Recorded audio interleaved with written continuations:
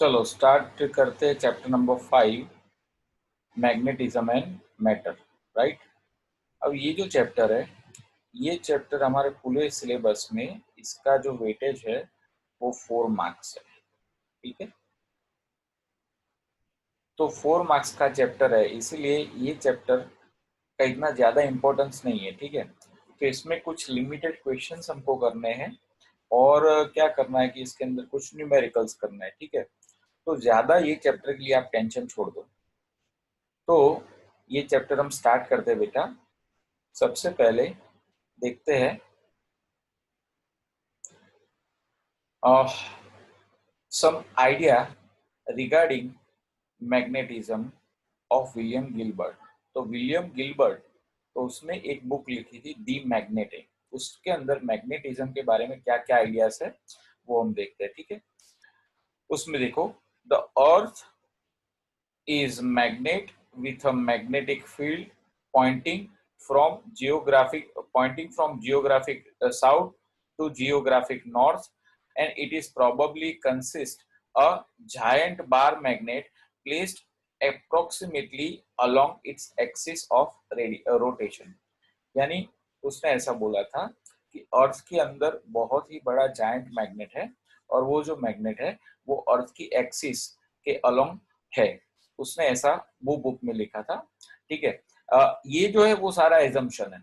C when a bar magnet is placed freely suspended और float in still water, it points in the north south direction, and tip which is points to geographic north is called north pole, and tip which is points to geographic south is called south pole। right, मतलब कि यानी अगर हमारे पास कोई एक magnetic needle है, ठीक है, यानी जैसे ये एक मैग्नेटिक नीडल, तो ये मैग्नेटिक नीडल के अंदर क्या होता है कि ये जैसे एक नीडल है, तो ये मैग्नेटिक नीडल उसका फ्री रखते हो, it is free to rotate. ये सिंपली कोई बेस के ऊपर आप रखते हो and it is free to rotate. ठीक है, तो उसकी पॉइंट की जो टिप वो नॉर्थ पोल को नॉर्थ डायरेक्शन को पॉइंट करेगी, उसको हम नॉर्थ पोल बोलेंगे, और जो साउथ डायरेक्शन को पॉइंट करेगी उसको हम बोलेंगे बेटा साउथ पोल। राइट। अच्छा, अब हमारे पास सोचो कि सपोज दो मैग्नेट है, तो दो मैग्नेट के बीच में क्या होता है, तो दो मैग्नेट के बीच में आइदर अट्रैक्शन होगा या तो रिपल्शन होगा। जैसे ये नॉर्थ पोल है, ये साउथ पोल है, और ये दूसरे मैग्नेट का नॉर्थ पोल और साउथ पोल। अगर हम ऐसे रखते हैं तो साउथ नॉर्थ के बीच में क्या होता है, अट्रैक्शन। और अगर नॉर्थ नॉर्थ यानी ये एक मैग्नेट है, ये नॉर्थ पोल, ये साउथ पोल, और ये दूसरा मैग्नेट, ये साउथ पोल और ये नॉर्थ पोल, तो ये दोनों के बीच में क्या होगा, रिपल्शन। यानी दो north south south north north यानी लाइक पोल के बीच में होता है repulsion.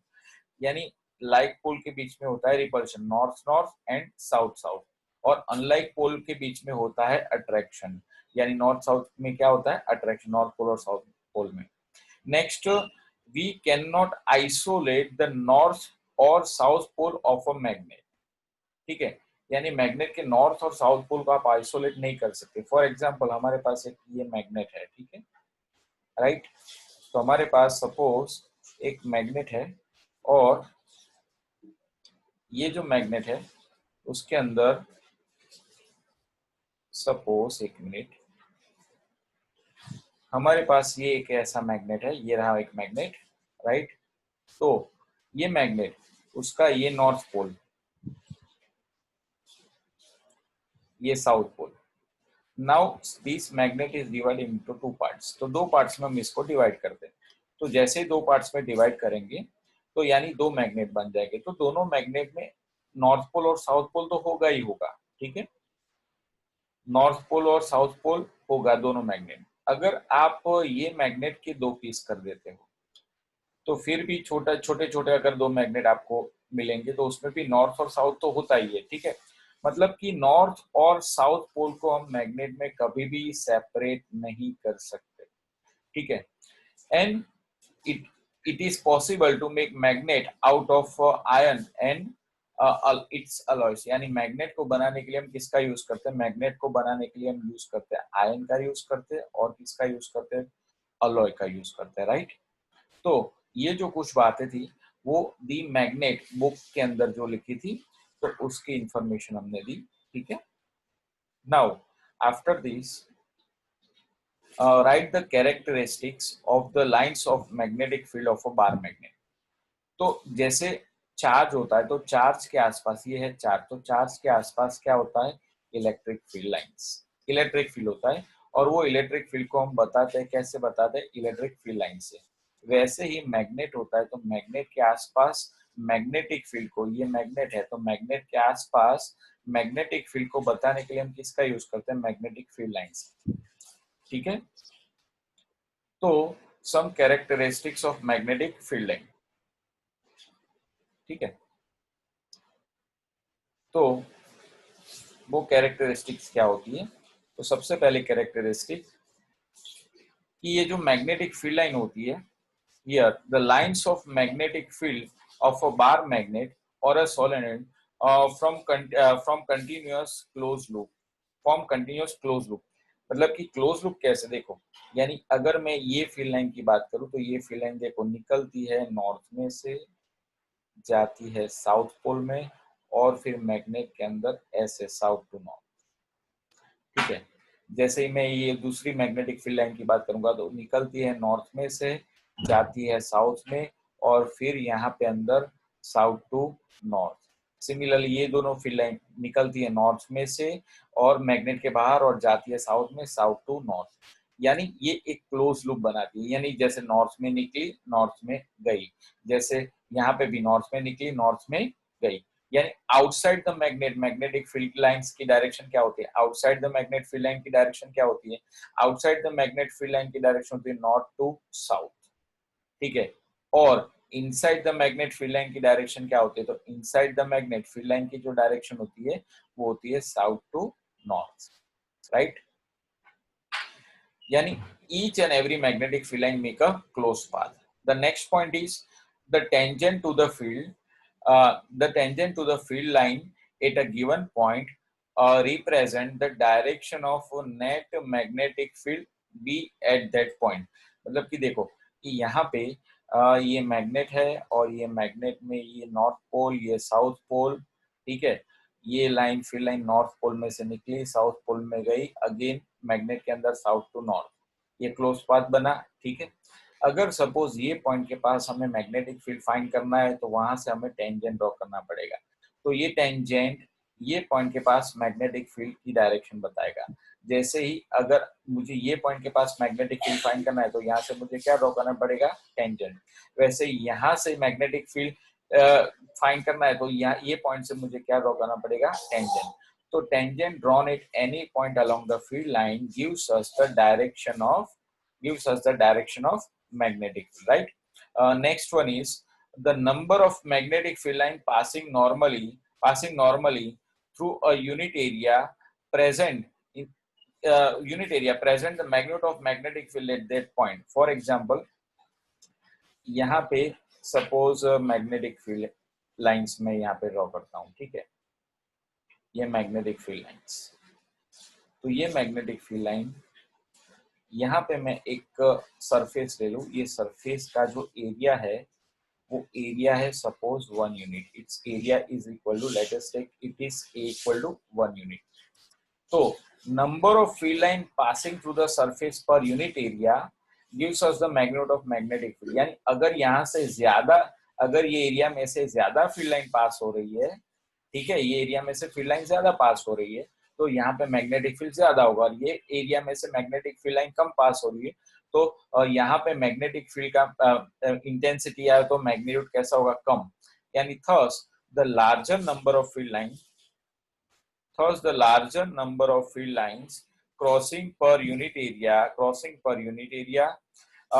the larger of magnitude of magnetic field भी, यानी जितनी ज्यादा मैग्नेटिक फील्ड लाइन पास होगी, यानी उतना ही ज्यादा आपको मैग्नेटिक फील्ड यहाँ पे आपको देखने को मिलेगा, राइट। फिर उसके बाद नेक्स्ट कैरेक्टरिस्टिक है, ओके, नेक्स्ट इज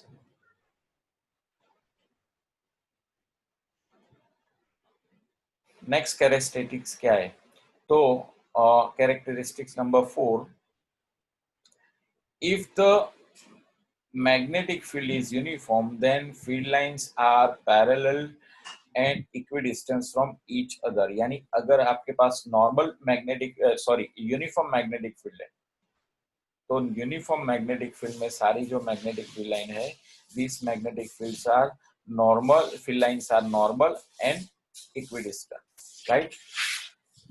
तो ये मैग्नेटिक फील्ड की हमने बात करी, तो ये मैग्नेटिक फील्ड के अंदर मैग्नेटिक फील्ड लाइन, ये जो मैग्नेटिक फील्ड है वो यूनिफॉर्म है। तो यूनिफॉर्म मैग्नेटिक फील्ड कब होता है कि जब भी सारी फील्ड लाइन जो होती है वो क्या होती है, पैरेलल एंड इक्विडिस्टेंस, राइट? और अगर फील्ड लाइन पैरेलल और इक्विडिस्टेंस नहीं होगी तो ये जो मैग्नेटिक फील्ड होगा, ये मैग्नेटिक फील्ड कैसा होगा, नॉन यूनिफॉर्म। तो ये मैग्नेटिक फील्ड होगा नॉन यूनिफॉर्म।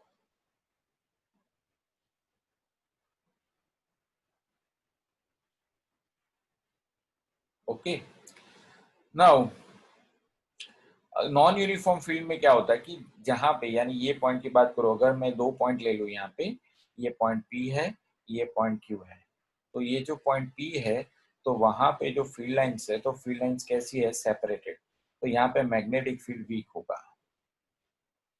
और यहाँ पे PQ पॉइंट के पास मैग्नेटिक फील्ड लाइंस कैसी है, very close to each other, तो यहाँ पे जो मैग्नेटिक फील्ड होगा वो कैसा होगा, स्ट्रॉन्ग। तो यहाँ पे मैग्नेटिक फील्ड Q पॉइंट के पास होगा स्ट्रॉन्ग, और P पॉइंट के पास जो मैग्नेटिक फील्ड होगा वो क्या होगा बेटा, weak magnetic field, right? Next, if the next, the magnetic field lines do not intersect each other. If they intersect each other, then the point of intersection, the two separate tangents to the field lines can be drawn. So at the point of intersection, the magnetic field has a two different direction, right? So it is impossible in practice.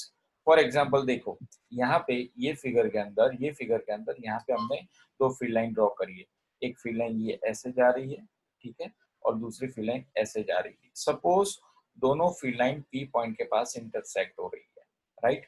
तो यहाँ पे ये field line है, ठीक है, तो उसका जो टेंजेंट है, ये फील्ड लाइन का जो टेंजेंट है वो क्या होगा, B2, और ये फील्ड लाइन का टेंजेंट क्या होगा, B1। यानी सेम P पॉइंट के पास हमको मैग्नेटिक फील्ड की दो डिफरेंट डायरेक्शन मिली। कौन कौन सी, एक B1 और एक B2। ऐसा पॉसिबल नहीं है, क्योंकि see magnetic field is a vector quantity, तो अगर वो वेक्टर क्वांटिटी है तो उसका स्पेसिफिक मैग्नीट्यूड होगा, स्पेसिफिक डायरेक्शन होगी, और ये पॉइंट के पास आपको दो डिफरेंट डायरेक्शन मिल रही है, मतलब it is impossible that two field lines never intersect each other. तो अभी हमने देखा characteristics of magnetic field line, तो सेम कैरेक्टरिस्टिक्स हमने इलेक्ट्रिक फील्ड की भी देखी है, बट वो इलेक्ट्रिक फील्ड लाइन और मैग्नेटिक फील्ड लाइन की सारे कैरेक्टरिस्टिक्स सेम, सिर्फ फर्स्ट कैरेक्टरिस्टिक को छोड़ के। यहाँ पे क्या है कि ये क्लोज लूप बनाती है, मैग्नेटिक फील्ड लाइन जो होती है वो क्लोज लूप बनाती है, बट इलेक्ट्रिक फील्ड लाइंस में ऐसा नहीं होता है। जैसे यहाँ पे यहाँ पे देखो, यहाँ पे सपोज एक प्लस क्यू चार्ज है, तो यहाँ पे फील्ड लाइन प्लस में से निकल रही है, प्लस क्यू में से, और घूम फिर के प्लस क्यू में आती है। आपको कोई भी फील्ड लाइन घूम फिर के प्लस क्यू में आती नहीं दिख रही है, मतलब कि यहाँ पे ये फील्ड लाइन यहाँ से निकल गई, बात खत्म, यानी यहाँ पे फील्ड लाइन वापस आएगी नहीं, यानी it never makes a close path. अगर आप डायपोल की बात करें तो डायपोल में हमको पता है कि डायपोल में दो चार्ज होते हैं, एक तो प्लस क्यू होता है, दूसरा क्या होता है, माइनस क्यू, राइट? तो यहाँ पे अगर मैं इलेक्ट्रिक फील्ड लाइन ड्रॉ करूँ तो positive to negative, right, positive to negative, तो यानी यहाँ पे फील्ड लाइन पॉजिटिव में से निकली गई नेगेटिव में, बट कोई भी फील्ड लाइन आपको ऐसे नहीं मिलेगी जो नेगेटिव चार्ज में से निकल के पॉजिटिव चार्ज के अंदर एंटर होगी। मतलब कि field lines, electric field lines never make a close path and magnetic field line always make a close path. तो यानी ये दो डिफरेंस है, बाकी सारी कैरेक्टरिस्टिक्स इलेक्ट्रिक फील्ड लाइन की और मैग्नेटिक फील्ड लाइन की सेम, राइट? अब जो छोटा सा टॉपिक है जो ऑलरेडी हमने चैप्टर नंबर 4 में देखा है, वो topic, the state equation of magnetic dipole moment of solenoid and explain how its direction is determined by figure, right? तो यानी सपोज हमारे पास एक सोलेनॉइड है, ये रहा एक सोलेनॉइड, राइट। ये सोलेनॉइड, आपको पता है कि सोलेनॉइड क्या होता है? Solenoid means a helical coil consisting number of turns of the winding separated from each other, उसको हम बोलते हैं सोलेनॉइड। सपोज ये जो सोलेनॉइड है, इसके अंदर जो मैग्नेटिक फील्ड है, चैप्टर नंबर 4 में हमने देखा था कि सोलेनॉइड के अंदर मैग्नेटिक फील्ड होता है। तो यहाँ पे जो मैग्नेटिक फील्ड है, वो मैग्नेटिक फील्ड की direction suppose towards to the right है, ठीक है, ओके। यहाँ पे मैग्नेटिक मोमेंट हमको डिफाइन करना है। मैग्नेटिक मोमेंट कैसे डिफाइन करते हैं? यानी a loop of area A carrying current I behaves as a magnet, और उसका डायपोल मोमेंट होता है m equal to I into A. यानी आपको एक सर्कुलर लूप है, आपके पास एक सर्कुलर लूप है, वो सर्कुलर लूप में कुछ करंट पास हो रहा है, और ये सर्कुलर लूप की कुछ रेडियस r है, तो उसका कुछ एरिया होगा, ठीक है। तो अगर हम कोई भी लूप के लिए करंट इनटू एरिया करें, करंट आई इनटू एरिया, तो आपको मिलेगा मैग्नेटिक मोमेंट।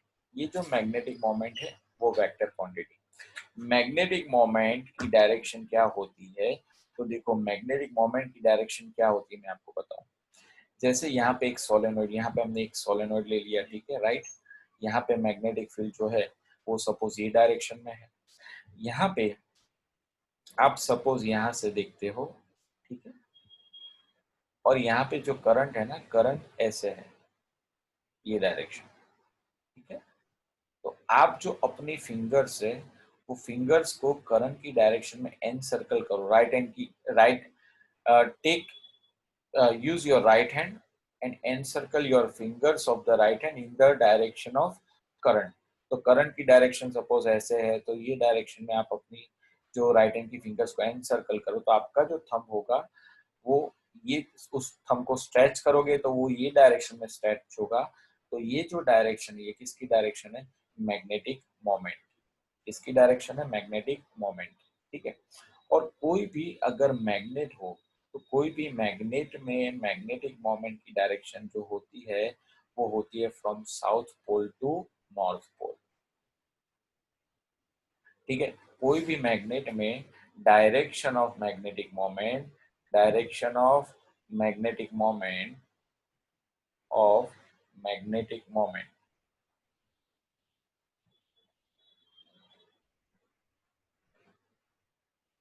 मोमेंट क्या होती है बेटा?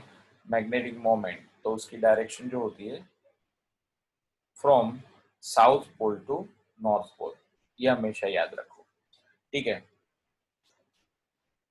तो this magnetic moment m is equal to I into a, magnetic moment is a vector quantity, so put the vector on the symbol of m, and area also vector quantity, so put the vector on the symbol of a, so m equal to I into a, and you know that current is a scalar quantity, ठीक है। अगर आपके पास एक coil नहीं, बहुत सारी coils है, जैसे सोलेनॉइड में होती है, सोलेनॉइड में बहुत सारी कॉइल्स होती है, ठीक है। तो बहुत सारी कॉइल्स के लिए एक एक कॉइल के लिए मैग्नेटिक मोमेंट होता है आई इंटू ए, एक कॉइल के लिए मैग्नेटिक मोमेंट होता है आई इंटू ए, ठीक है। तो अगर आपके पास कॉइल है जिसके एन टर्न्स है, तो मैग्नेटिक मोमेंट कितना होगा? तो वो जो मैग्नेटिक मोमेंट होगा एम इक्वल टू बेटा होगा वो N I into A, right. तो ये जो है it is a magnetic moment. अच्छा, मैग्नेटिक मोमेंट का यूनिट अगर हम बोले तो यूनिट क्या होगा? तो मैग्नेटिक मोमेंट का जो यूनिट होता है, आई को बोलते हैं करंट, और ए को बोलते हैं, आई को बोलते हैं करंट, और ए को हम बोलते हैं एरिया।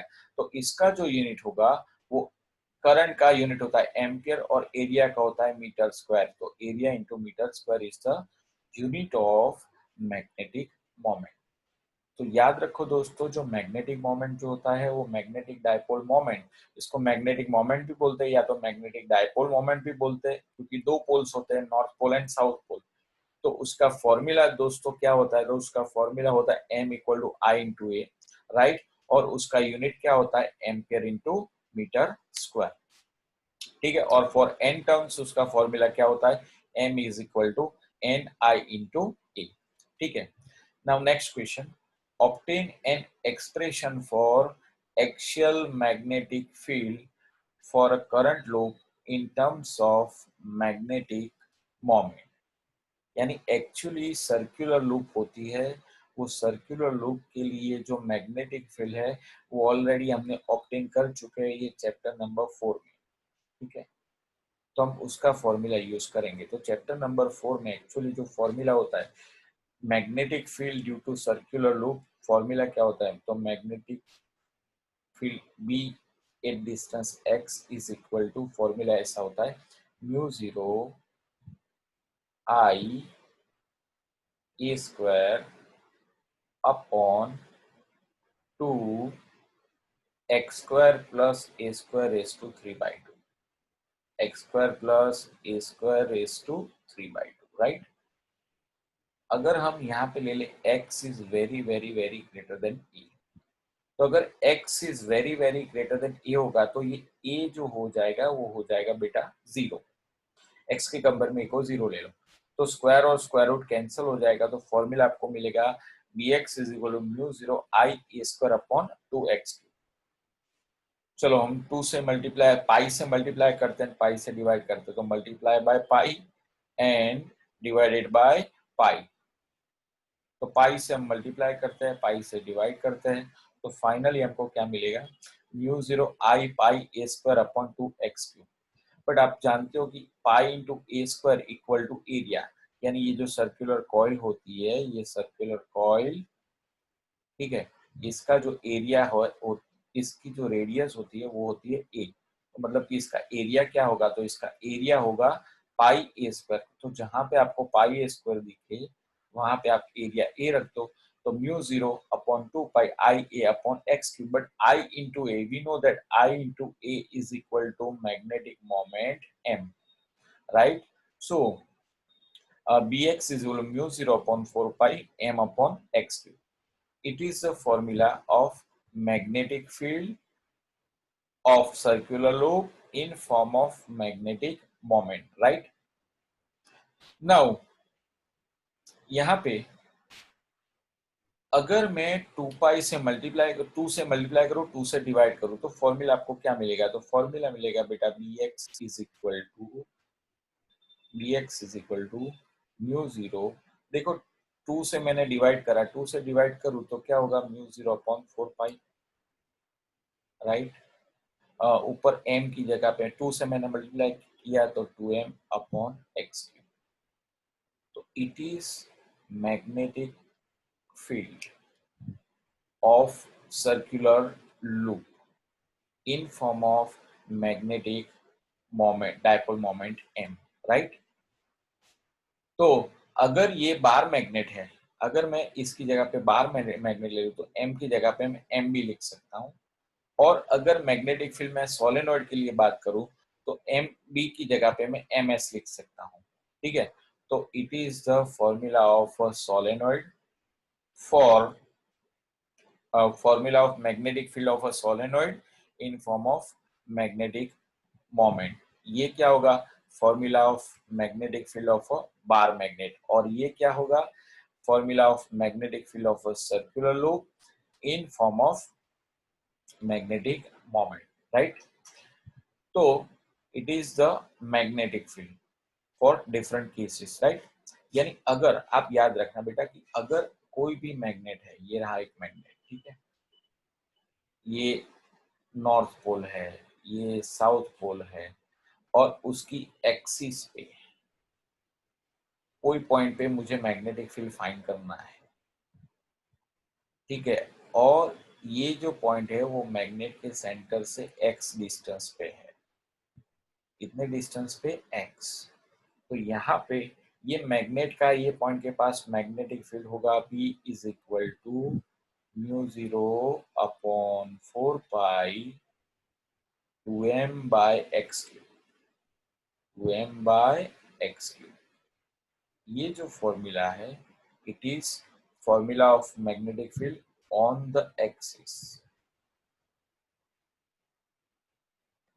ठीक है। और अगर यहाँ पे हमारे पास ये मैग्नेट है, ठीक है, और मुझे मैग्नेटिक फील्ड फाइंड करना है ऑन द इक्वेटर, तो ये इक्वेटोरियल लाइन, तो इक्वेटर, इक्वेटर के पास जो मैग्नेटिक फील्ड का फॉर्मूला होता है वो फॉर्मूला ये होता है दोस्तों, B is equal to mu zero upon 4 pi m by x minus m by y cube. ये जो डिस्टेंस है वो मैं सपोज y लेता हूँ, राइट। ये डिस्टेंस है, मैंने x लिया, ये डिस्टेंस है जो मैं y लेता हूँ, ठीक है। तो ऑन द एक्सिस पे, बार मैग्नेट के लिए एक्सिस पे मैग्नेटिक फील्ड का फॉर्मूला क्या है, mu 0/4 pi 2m by x cube. Once again on the axis पे मैग्नेटिक फील्ड का फॉर्मूला क्या होता है, B equal mu 0/4 pi 2m by x cube. और इक्वेटर पे मैग्नेटिक फील्ड का फॉर्मूला क्या होता है, mu 0/4 pi m by y cube minus mu 0/4 pi m by y cube. तो ये दोनों फॉर्मूला आप याद रखो, ये दोनों फॉर्मूला न्यूमेरिकल्स के लिए बहुत ही इंपॉर्टेंट है। मैंने आपको पहले ही बोला है कि ये जो चैप्टर है, ये चैप्टर इतना इंपॉर्टेंट हमारे 12th के लिए नहीं है, मगर ये चैप्टर में कुछ कुछ ऐसे चीजें जो हमें नेक्स्ट चैप्टर के लिए हेल्पफुल रहेगी और न्यूमेरिकल के लिए। तो आप अभी तक ये फॉर्मूला याद रखो, ये एक फॉर्मूला, ये दूसरा फॉर्मूला, यानी एक्सिस पे मैग्नेटिक फील्ड कितना होगा, तो mu 0/4 pi 2m by x cube, और इक्वेटर पे मैग्नेटिक फील्ड कितना होगा, mu 0/4 pi m upon y cube, right.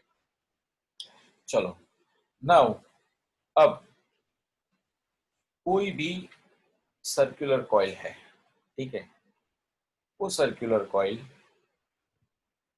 उसमें से करंट पास होता है, तो ये जो कॉइल है वो एक्चुअली बन जाएगी मैग्नेट, ठीक है। ऐसा हम चैप्टर नंबर 4 में हम पढ़ चुके हैं कि कोई भी सर्कुलर कॉइल होगी, तो सर्कुलर कॉइल में से करंट पास होगा तो वो बन जाएगी मैग्नेट। तो अगर वो मैग्नेट बन जाती है, तो मैग्नेट के अंदर दो पोल्स होते हैं, नॉर्थ पोल एंड साउथ पोल।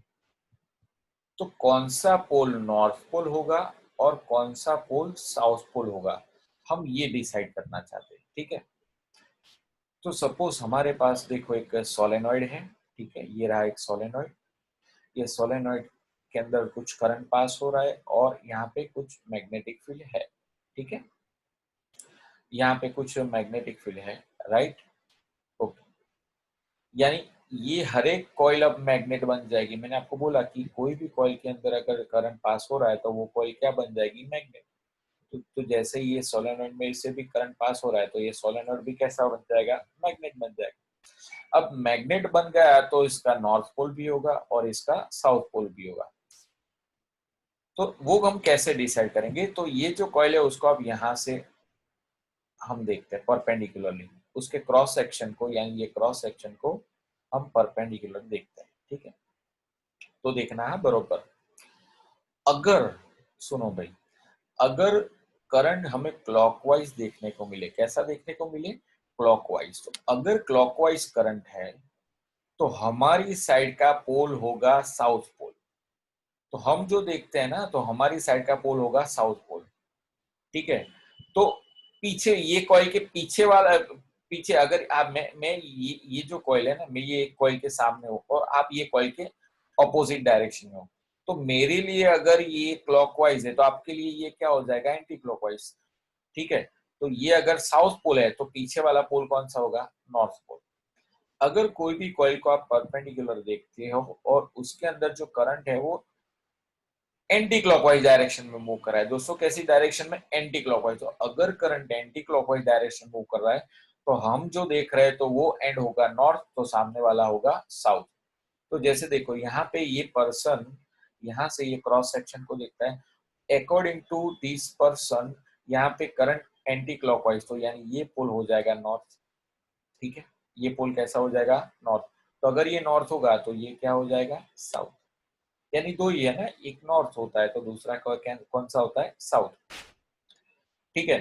अच्छा, मैं अगर अगर अगर ये केस में आपको मैं मैग्नेटिक मोमेंट की डायरेक्शन फाइंड करने को बोलूं, तो मैंने आपको बोला है कि मैग्नेटिक मोमेंट की डायरेक्शन क्या होती है, from south pole to north pole,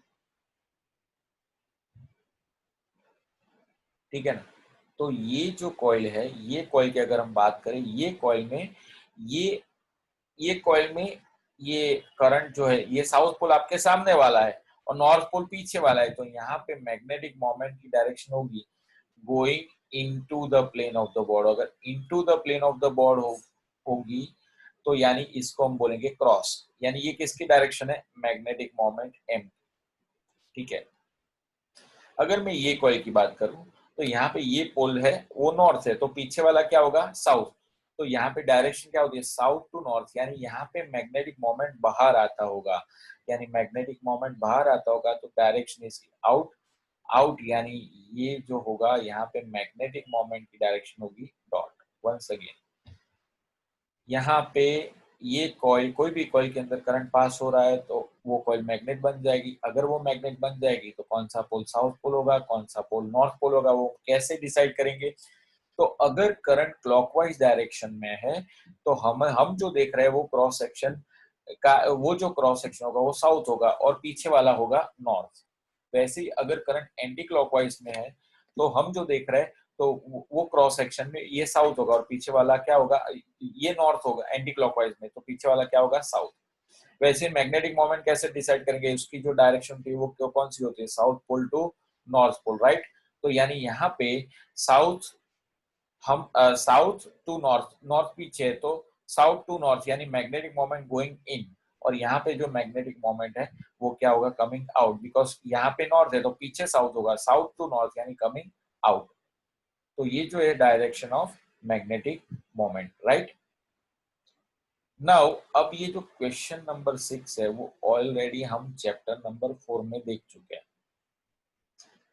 it is a orbital magnetic moment of electron, तो ऑलरेडी हम देख चुके हैं। ठीक है, तो ये चैप्टर क्वेश्चन नंबर 6 हम अभी नहीं देखेंगे क्योंकि वो हमने चैप्टर नंबर 5 में ऑलरेडी हमने देख चुके हैं। ठीक है, अब कुछ ऐसे क्वेश्चन मैग्नेटिज्म के बारे में जो कुछ क्वेश्चंस है उसकी हम बात करें तो वो क्वेश्चंस के हम आंसर देखते हैं। क्वेश्चन ऐसे दोस्तों कि अगर कोई भी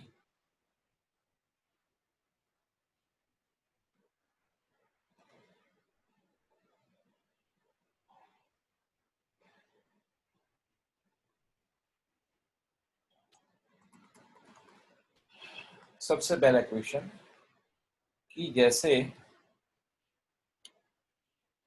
कोई भी ऑब्जेक्ट होता है, कोई भी object, why it does not behaves like a magnet। तो मैग्नेट जैसा क्यों बिहेव नहीं करता है, सबसे पहला क्वेश्चन।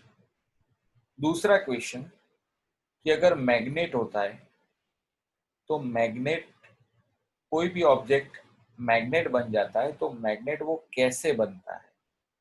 और तीसरा क्वेश्चन कि कोई भी मैग्नेट को, ये नॉर्थ पोल और ये साउथ पोल, कोई भी मैग्नेट को अगर हम दो पार्ट में डिवाइड करें तो दोनों पार्ट में नॉर्थ पोल और साउथ पोल दोनों पोल्स प्रेजेंट क्यों रहते हैं, यानी हम सिंगल पोल वाला मैग्नेट क्यों नहीं ऑब्टेन कर सकते। तो ये सारे क्वेश्चन का हम आंसर देंगे। सबसे पहला, कोई भी ऑब्जेक्ट मैग्नेट की तरह क्यों बिहेव नहीं करता है, मतलब मैग्नेट में ऐसा क्या होता है। ठीक है, दूसरा मैग्नेट में, दूसरा क्वेश्चन, मैग्नेट में ऐसा क्या होता है कि वो अट्रैक्शन या रिपल्सिव फोर्स उसके अंदर होता है। और तीसरा क्वेश्चन कि कोई भी मैग्नेट को अगर हम दो पार्ट में डिवाइड करें तो दोनों पार्ट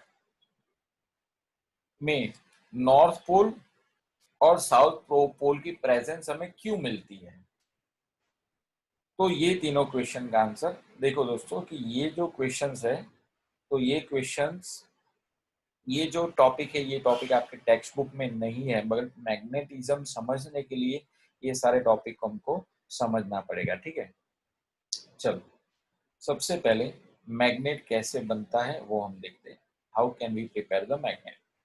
ठीक है, तो मैग्नेट किससे बनता है, तो मैग्नेट जो होता है वो आयंस और उसके अलॉय से बनता है, आयंस एंड अलॉयस।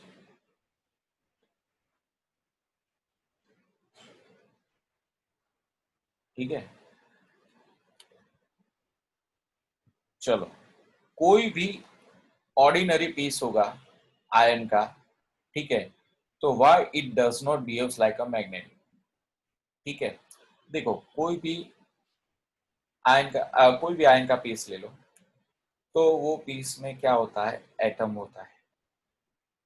वो एटम में क्या होता है, तो एटम के अंदर होता है न्यूक्लियस होता है, और आसपास कौन मूव करता है, इलेक्ट्रॉन। अब ये इलेक्ट्रॉन मूव करता है, motion of electron current produce करेगी। सपोज इलेक्ट्रॉन क्लॉकवाइज डायरेक्शन में पास होता है, तो करंट होगा एंटी क्लॉकवाइज डायरेक्शन में। यानी कोई भी इलेक्ट्रॉन जो न्यूक्लियस के आसपास मूव करता है, वो इलेक्ट्रॉन का खुद का कुछ मैग्नेटिक मोमेंट होता है। ठीक है, यानी उसको हम बोलते हैं ऑर्बिटल मैग्नेटिक मोमेंट।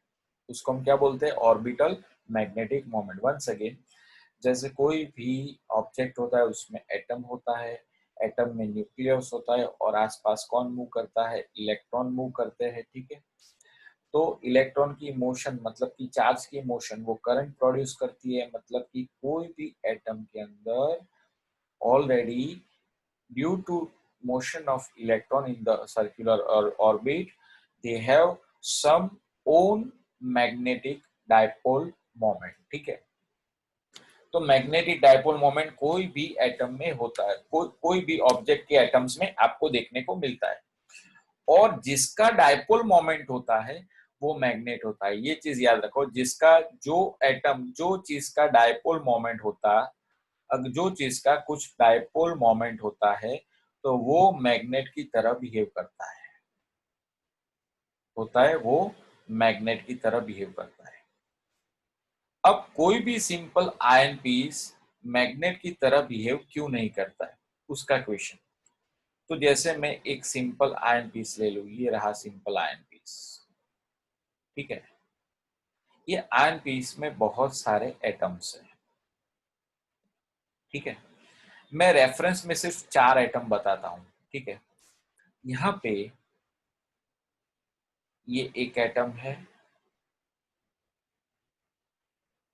ये एक एटम है, ये तीसरा एटम है, और ये चौथा एटम है। ठीक है, चलो अब देखो, ये फर्स्ट और सेकंड दो एटम के अंदर मैग्नेटिक डायपोल मोमेंट है कि नहीं वो चेक करते हैं। बेटा करंट है और कुछ एरिया है तो मैग्नेटिक डायपोल मोमेंट है। यहाँ पे क्लॉकवाइज डायरेक्शन है, देखो सोचो, क्लॉकवाइज डायरेक्शन मतलब वो जो पोल होगा वो कौन सा होगा, साउथ पोल। ठीक है, वो पोल कौन सा होगा, साउथ। यानी यहाँ पे साउथ टू और नॉर्थ पीछे होगा, तो यहाँ पे ये दोनों में क्लॉकवाइज है, तो यहाँ पे मैग्नेटिक मोमेंट की डायरेक्शन क्या होगी, साउथ टू नॉर्थ, यानी cross going into the plane. ठीक है, अगर मैं ये थर्ड और फोर्थ एटम की बात करूं, यहाँ पे डायरेक्शन है एंटी क्लॉकवाइज। कैसी डायरेक्शन है दोस्तों, एंटी क्लॉकवाइज। तो अगर एंटी क्लॉकवाइज है, तो यानी एंटी क्लॉकवाइज में हमको पता है कि अगर लूप में एंटी क्लॉकवाइज डायरेक्शन में करंट पास हो रहा है, तो वो जो एंड होगा वो नॉर्थ पोल की तरह बिहेव करेगा। यानी ये जो हमारे सामने वाला है ये नॉर्थ होगा, तो पीछे साउथ होगा, तो यहाँ पे मैग्नेटिक मोमेंट कमिंग आउट, यानी यहाँ पे कमिंग आउट, डॉट और डॉट। ठीक है, अब यहाँ पे रिजल्टेंट मैग्नेटिक मोमेंट की बात करें, तो for example resultant magnetic moment देखो, दो दो एटम का मैग्नेटिक मोमेंट अंदर जा रहा है। ठीक है, उसको एम इन बोलूंगा। ठीक है, और दो एटम का मैग्नेटिक मोमेंट बाहर आ रहा है, तो एम आउट बोलूंगा। ठीक है, अच्छा, हर एक का मैं एम ले लेता हूं, जो अंदर जा रहा है वो प्लस और बाहर आ रहा है उसको माइनस। हर एक का मैं एम लेता हूं, तो दो, 1 + 1 यानी 2, 2m अंदर जा रहा है और 2m बाहर आ रहा है। तो रिजल्टेंट मैग्नेटिक मोमेंट अगर हम आप फाइंड करोगे तो उसका आंसर क्या होगा, 0। That's why this simple iron piece is not behaves like a magnet. Once again मैं आपको जो समझाना चाहता हूँ वो बहुत ही यानी एक अच्छा टॉपिक है कि मैग्नेट में ऐसा क्या होता है जो दूसरे सिंपल आयन पीस में नहीं होता है। तो सिंपल आयन पीस में ऐसा होता है कि कोई भी ऑब्जेक्ट हो तो उसके अंदर क्या होता है दोस्तों, एटम होते हैं। एटम में क्या होता है, इलेक्ट्रॉन्स होते हैं। इलेक्ट्रॉन रिवॉल्व करते हैं अराउंड द न्यूक्लियस, राइट। अब क्या होता है कि हर एक इलेक्ट्रॉन की मोशन के कारण हर एक एटम का खुद का कुछ डायपोल मोमेंट होता है। तो यहाँ पे मैंने एक आयन पीस कंसिडर किया है। वो आयन पीस में मैंने 4 एटम बताए, 2 के क्लॉकवाइज और 2 की डायरेक्शन है एंटी क्लॉकवाइज। तो अगर हम क्लॉकवाइज की बात करें तो magnetic moment going into the plane, और एंटी क्लॉकवाइज की बात करें तो magnetic moment coming out from the plane. तो यहाँ पे जितने मैग्नेटिक मोमेंट अंदर जा रहा है उतना ही मैग्नेटिक मोमेंट बाहर आ रहा है, क्योंकि ये वेक्टर क्वांटिटी है तो उसकी डायरेक्शन होगी। जो अंदर जा रहा है वो प्लस, बाहर आ रहा है वो माइनस। तो अंदर जा रहा है उसको 2m लिखा 2 एटम का, और बाहर आ रहा है उसको भी मैंने 2m लिखा 2 एटम का। तो 2m कैंसिल, तो रिजल्टेंट मैग्नेटिक मोमेंट क्या हो गया, जीरो। यानी जिसका रिजल्टेंट मैग्नेटिक मोमेंट जीरो हो जाता है तो वो मैग्नेट की तरह बिहेव करता नहीं है। That's why a simple iron piece is not behaves like a magnet, right? अब उसको उसको मुझे मैग्नेट में कन्वर्ट करना है, ठीक है। किस में कन्वर्ट करना है, मैग्नेट में। तो अब मैं क्या करूंगा, so the ion piece can be converted into magnet if it is kept in the strong magnetic field for some time and then applied magnetic field is removed, ठीक है।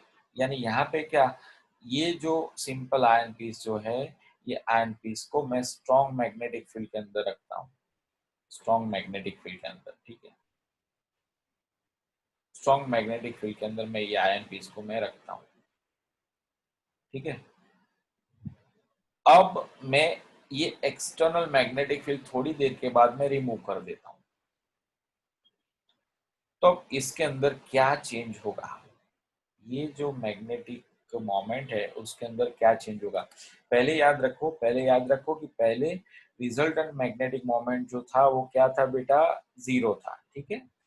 अब उसको मैंने स्ट्रॉन्ग मैग्नेटिक फील्ड के अंदर रखा, क्या हो गया देखो। Now as shown in figure, if wire wound in a piece of iron and a current IF is zero, the magnetic dipole moment of current loops of atom are randomly oriented। यानी ये पहले वाला case कि यहाँ पे जो magnetic moment है ये केस में, तो वो जो है वो रैंडमली ओरिएंटेड, ठीक है। यहाँ पे रिजल्टेंट मैग्नेटिक फील्ड क्या होगा, जीरो।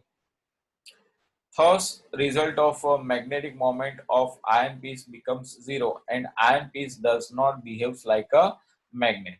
बरोबर। When sufficient current IF is passing through the wire, a strong magnetic field is generated in the iron piece, and due to which the elemental atomic currents redistribute the iron piece. Thus, resultant bound current IB is generated in the iron piece shown in the figure। यानी यहाँ पे current IB produce होता है। When IF is slowly reduces to zero, all the elemental atomic current do not return to the original state, hence piece behaves like a magnet। तो ये पूरा case मैं आपको समझाता हूँ कि जैसे ये सिंपल पहले आयन पीस, सबसे पहली बात की ये आयन पीस था, ये आयन पीस उसके अंदर दो आइटम्स की जो डायरेक्शन थी वो क्लॉकवाइज थी, ठीक है। और बाकी दो एटम्स की जो डायरेक्शन थी वो थी एंटी क्लॉकवाइज, ठीक है। अब इसको मैं एक पूरे सोलेनॉइड के अंदर रखता हूं, ये रहा एक सोलेनॉइड, ठीक है। सोलेनॉइड के अंदर रखता हूं।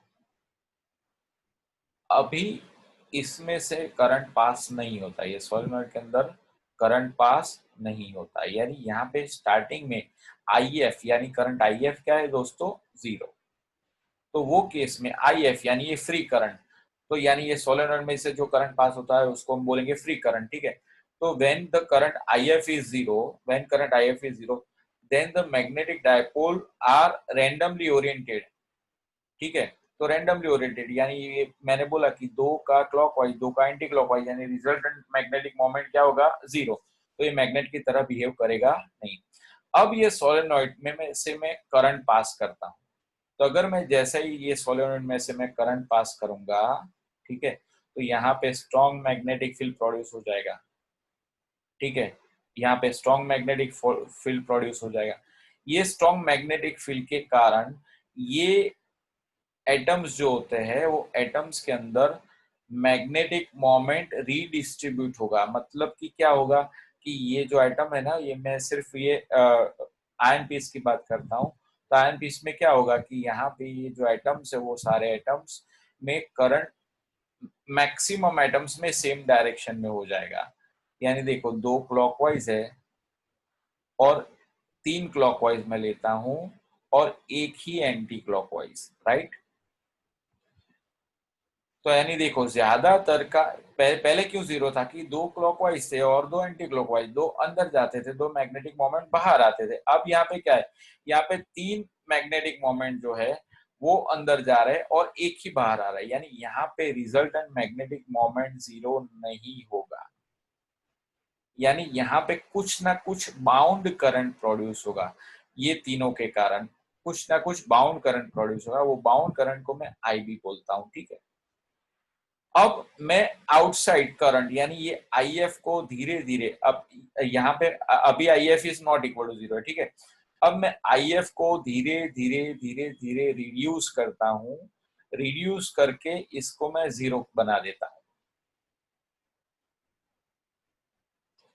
यानी जो एक्सटर्नल मैग्नेटिक फील्ड है उसको रिड्यूस करके मैंने यानी एक्सटर्नल करंट जो है वो रिड्यूस करके सोलेनोइड में से करंट मैंने जीरो कर दिया, यानी मैग्नेटिक फील्ड भी जीरो हो जाएगा, यानी एक्सटर्नल मैग्नेटिक फील्ड भी जीरो हो जाएगा। एक्सटर्नल मैग्नेटिक फील्ड हो गया zero, magnetic field becomes zero. तो ये केस में ये जो अरेंजमेंट हुई वो चेंज नहीं होगी। मतलब कि अब ये ऐसा एक पीस बन गया कि जिसका मैग्नेटिक मोमेंट जीरो नहीं है। अगर ये जीरो नहीं है, it means now it becomes a magnet. तो अब ये मैग्नेट बन गया, राइट। तो मतलब कि कोई भी आयन पीस क्यों मैग्नेट नहीं होता, क्योंकि वो आयन पीस में जो करंट्स होते हैं, वो जो आयन पीस में जो इलेक्ट्रॉन्स होते हैं, वो इलेक्ट्रॉन्स रैंडम डायरेक्शन में मूव करते हैं और उसका जो मैग्नेटिक मोमेंट होगा वो रैंडमली ओरिएंटेड होगा, तो रिजल्टेंट मैग्नेटिक मोमेंट होगा जीरो। जैसे ही हम उसको सोलेनॉइड के अंदर रखते हैं और करंट पास करते हैं, तो यानी उसके अंदर जो करंट होता है वो रिडिस्ट्रीब्यूट होता है और ज्यादातर एटम के मैग्नेटिक मोमेंट सेम डायरेक्शन में हो जाते हैं, तो resultant magnetic moment not equal to zero. अब मैं बाहर का जो करंट है, सोलेनॉइड का करंट जो है वो रिड्यूस धीरे धीरे करता हूँ, रिड्यूस इज टू जीरो। तो ये अरेंजमेंट फिर चेंज नहीं होती है। मतलब कि अब ये ऐसा पीस बन गया है कि जिसका मैग्नेटिक डायपोल मोमेंट जीरो नहीं है, यानी इसका कुछ ना कुछ मैग्नेटिक डायपोल मोमेंट है। मतलब कि अब ये जो पीस है वो अब आयन में कन्वर्ट हो गया है, राइट। तो ये तो दोस्तों था कि कैसे कोई भी आयन पीस मैग्नेट नहीं कहलाता और अगर वो मैग्नेट बन जाता है तो उसमें क्या चेंज होते हैं। ठीक है, अब इसके बाद दूसरा एक मैंने तीसरा क्वेश्चन मैंने आपको बोला था कि अगर कोई भी मैग्नेट को अगर मैं दो पार्ट में डिवाइड करता हूं तो दोनों पार्ट में नॉर्थ पोल और साउथ पोल क्यों प्रेजेंट होते हैं। ठीक है, तो उसका जो आंसर है, ठीक है, तो वो हम बोलते हैं, देखो यहाँ पे ऑब्टेन एन इक्वेशन ऑफ, उसको क्वेश्चन में ऐसे लेंगे, obtain an equation of pole strength of solenoid equivalents between bar magnet and of the solenoid, right। Bar magnet and solenoid यानी पोल स्ट्रेंथ किसको बोलते हैं, ठीक है, और उसको सोलेनोइड के मैग्नेटिक फील्ड के साथ कंपेयर करो।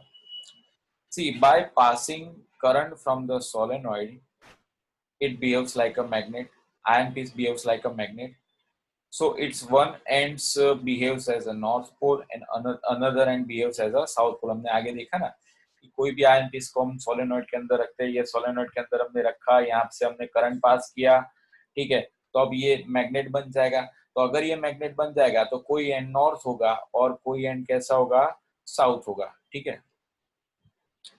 इन a solenoid cross section area A, current carrying current I, each turn can be treated as a closed current loop. Hence, the magnetic dipole moment IA can be associated with each turn. यानी कोई भी solenoid होता है तो हमको पता है solenoid मतलब हेलिकल कॉइल, तो हेलिकल कॉइल की हर एक कॉइल में से करंट पास होगा, यानी हर एक कॉइल में से करंट पास होगा तो हर एक कॉइल का खुद का कुछ इंडिविजुअल डायपोल मोमेंट होगा, यानी वो कितना होगा, एक कॉइल का होगा IA और यहाँ पे सपोज n टर्न्स है, ठीक है, तो n टर्न्स है तो टोटल मैग्नेटिक मोमेंट क्या होगा, तो टोटल मैग्नेटिक मोमेंट होगा ms is equal to NIA, ये टोटल मैग्नेटिक मोमेंट, ठीक है।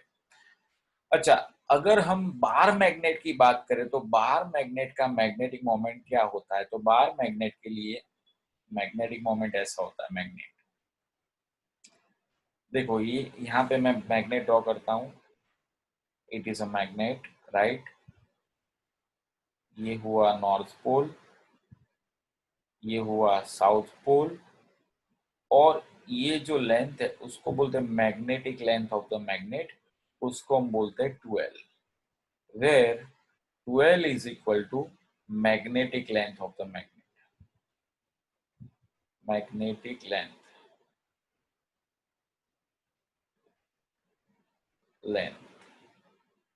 ठीक है, ओके।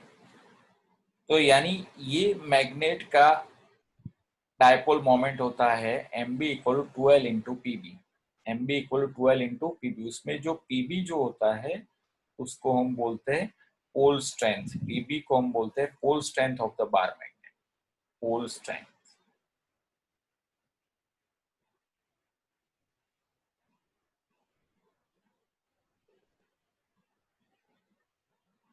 ठीक है, ओके, तो उसको हम बोलते हैं पोल स्ट्रेंथ।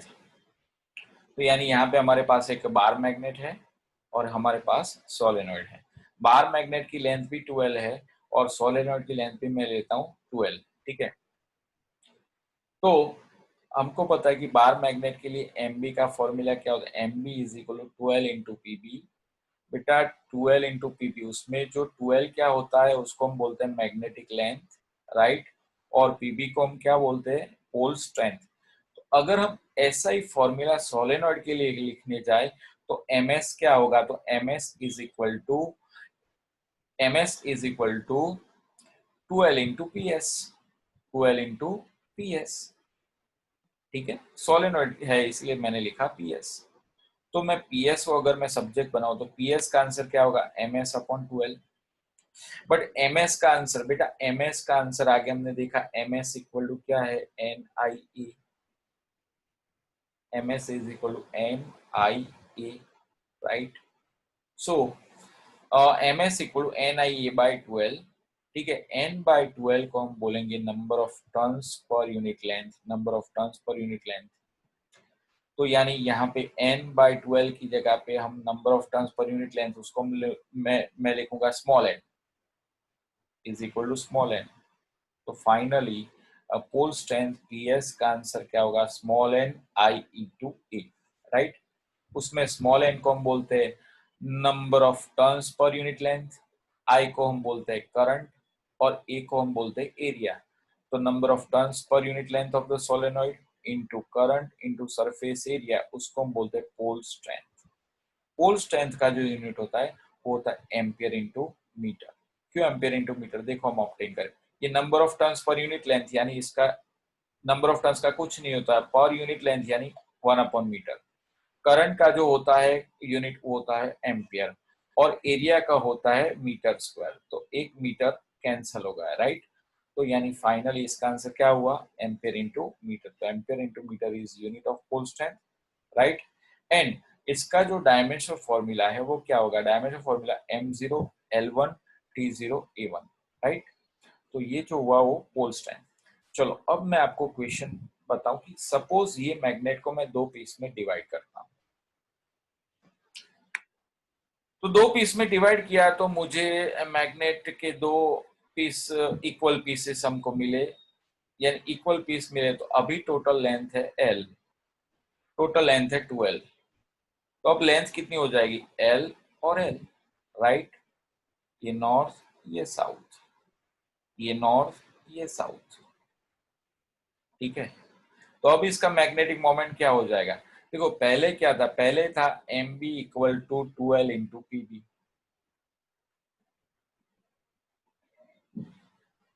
पीबी। तो अब कितना होगा, तो अब क्या होगा, mb is equal to L into PB. पहले लेंथ 12 थी, अब लेंथ L हो गई, L इंटू पीबी।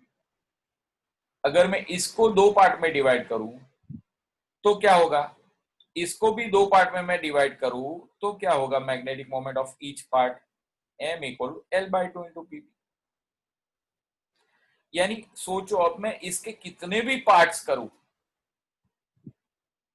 इसका कुछ ना कुछ तो मैग्नेटिक मोमेंट मिलेगा ही मिलेगा। यानी वो स्मॉल पार्ट होगा तो उसकी कुछ ना कुछ तो लेंथ होगी, फुल स्ट्रेंथ भी होगा। तो मैग्नेटिक मोमेंट यानी हर एक छोटे पार्ट का आपको मैग्नेटिक मोमेंट मिलता है, यानी हर एक छोटा पार्ट मैग्नेट की तरह बिहेव करता है। मतलब कि हर एक छोटे पार्ट में नॉर्थ पोल और साउथ पोल होता ही है, क्योंकि मैग्नेटिक मोमेंट की डायरेक्शन क्या होती है, north pole to sorry south pole to north pole. और हर एक पार्ट में क्या होता है, हर एक पार्ट में मैग्नेटिक मोमेंट होता है, मतलब हर एक पार्ट में साउथ पोल और नॉर्थ पोल मौजूद होगा ही होगा। मतलब कि मैग्नेट में हम दो पोल्स को कभी भी सेपरेट नहीं कर सकते, ठीक है दोस्तों। तो यानी ये जो आज के जो क्वेश्चन थे ये लेक्चर में जो क्वेश्चन थे वो बहुत ही इंफॉर्मेशन वाले क्वेश्चन थे। इसको हमें एग्जाम के लिए मैं आपको बता दूं, तो एग्जाम के लिए कौन सा क्वेश्चन आपको करना है, तो एग्जाम के लिए आपको सिर्फ ये क्वेश्चन नंबर 8 करना है। एग्जाम के लिए प्रिपरेशन में क्वेश्चन नंबर 8 और आगे के 1 to 7 जो क्वेश्चन है वो सारे इंफॉर्मेशन के लिए है, ठीक है। तो होमवर्क में आपको करना है सिर्फ क्वेश्चन नंबर 8 2 टाइम्स, ठीक है। तो अभी आपको क्या करना है, तो अभी आपको ये सारा लर्न करना है और फिर सिर्फ क्वेश्चन नंबर 8 2 टाइम्स करना है। तो दोस्तों मिलते हैं हम नेक्स्ट लेक्चर में। तो अभी हमारा लेक्चर मैं कंप्लीट कर रहा हूँ।